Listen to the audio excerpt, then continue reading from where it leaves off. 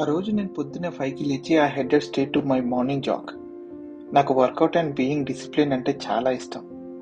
Morning zag చేస్తున్నప్పుడు నేను ఇద్దరు అమ్మాయిలను చూశాను.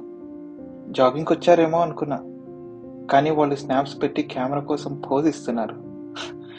మేబీ అమ్మాయిలంటే ఇలాగే ఉంటారేమో. కొద్దిసేపు ఆగి అలా బెంచ్పై కూర్చున్నా. ఒక లేడీ ఇన్ హర్ లేట్ 20sలో జాగ్ చేస్తుంది. తన ఫోకస్ అంతా జాగింగ్ మీదే ఉంది. She looked really fit. Maybe అమ్మాయిలంటే ఇలా కూడా ఉంటారనుకున్నా. తర్వాత I headed back home. Morning drink తీసుకుని I went to the balcony. Morning sunrise చూస్తూ ఈరోజు ఓరియంటేషన్ ప్రోగ్రామ్ గురించి ఆలోచించాను. గుడికి వెళ్తే బాగుంటుందని నిన్న నైట్ మా నాన్న చెప్పారు. అందుకని త్వరగా రెడీ అయ్యి I headed to the temple. నేను గర్భగుడి చుట్టూ ప్రదక్షిణ చేస్తున్నప్పుడు నాకు గజ్జల సౌండ్ వినిపించింది. నేను కొంచెం వెనక్కి తిరిగి చూశాను. గ్రీన్ అనార్కలి. తన కాళ్ళని చూశాను. గజ్జలు. ఈ కాలంలో కూడా గజ్జలు వేసుకునే వాళ్ళు ఉంటారా?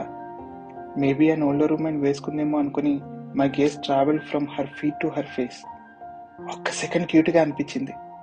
గ్రీన్ అనార్కలి, రెడ్ కుంకుమ, nice.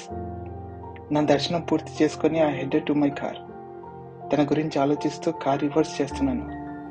How can she be so pretty? Shit, గుద్దేశానా? అప్పుడే తను బయటికి వచ్చింది. తనతో ఒక అబ్బాయి కూడా ఉన్నాడు. నాకంటే కొంచెం పెద్దోడు అనుకుంటా. ఆ అబ్బాయి కూడా అతనిదేనేమో. తన కళ్ళలో కొంచెం బాధ అండ్ కోపాన్ని చూశాను. సారీ చెప్పేశా.